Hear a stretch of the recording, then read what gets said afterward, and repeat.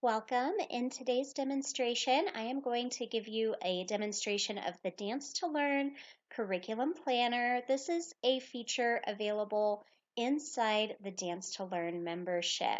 So from your membership dashboard, you will be able to access the curriculum planner. And as you can see here, we have an important data storage notice. It's very important to remember that the information that you enter into your calendar is only saved temporarily. It does not keep this information long term. As soon as you log out and log back in, it will be blank again. So in order to save your classes, you actually want to print the schedule to create a PDF, which can then be downloaded or printed to save the information. Now we also use a weekly planning view. This way you can see your current week at a glance. You can see you can also scroll through if you'd like to plan some classes in the future. You may not see any previous classes because it does not save permanently, but you can always jump back to the current week by clicking the purple This Week button. And here you can see our current date is highlighted purple. So if I needed to plan a class today, I can visually see which one that is. But I'm actually going to plan a class for Monday the 8th. So I'm just going to click anywhere. I have my times here on the left and the dates on the top. So I'm going to click into the 10 a.m. slot. And this opens up my individual class view where I can add a class. I like to add the name of our classes. You can adjust the time in 15-minute increments. So I can make it end at 10:45 since it's a 45-minute class. I can also type in my theme and my dance concept. You can also type in goals and objectives as well as your lesson plan description. I'm going to keep these blank today.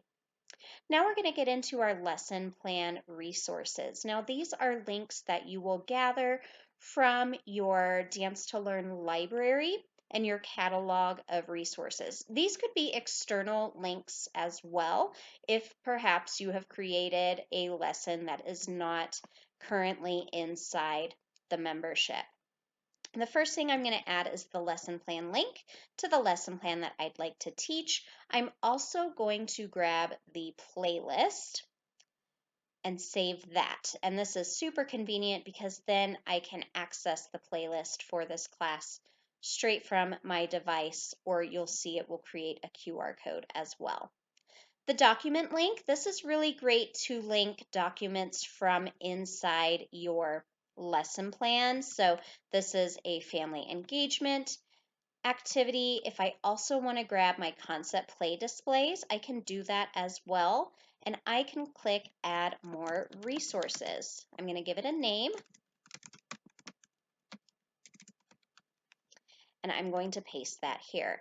Now you can click and add as many additional resources as you want. So if you really wanted to get detailed with your lesson planning, you could click to the individual videos and pick and choose what you want to teach in the class. You could also link from multiple lesson plans if you're teaching something like a ballet or a tap combo class, for example.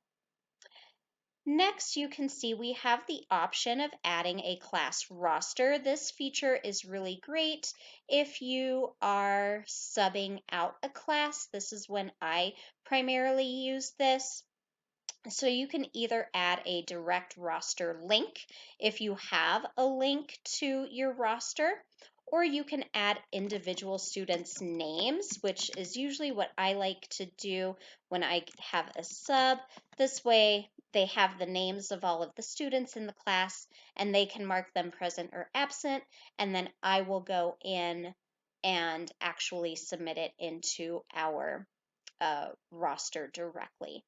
And then another nice feature is our lesson plan notes. Again, this is optional. This is just a nice place to add notes about the lesson plan or maybe some important reminders, like maybe you want to talk to Nora's mom about recital or something like that. So you can leave a little note for yourself. Now what's going to happen is I'm going to click on Save Class, and you're going to see that it has been temporarily saved in my calendar. And I also get a notice that my class information is temporarily saved. I now either have the option to save, download, and print my schedule, or I can add more classes. Now let's say I've made a mistake to this class. I'm going to click on Add More Classes, and I'm going to come in, and you can see all of the information is still saved. Let's say I wanted to remove this link. I could click that here. I'm not going to do that because I want you to see what that looks like in the print schedule. So I'm going to click Save, Download, Print, and here you can see I have my dance curriculum schedule. It tells me the week of my classes, the date I generated it, and then this is the date of the class itself. You can see it saved my class name. We have Snowman, levels for the dance concept, and my notes. If I had typed in any goals or objectives, those would be listed here, as well as my lesson plan description.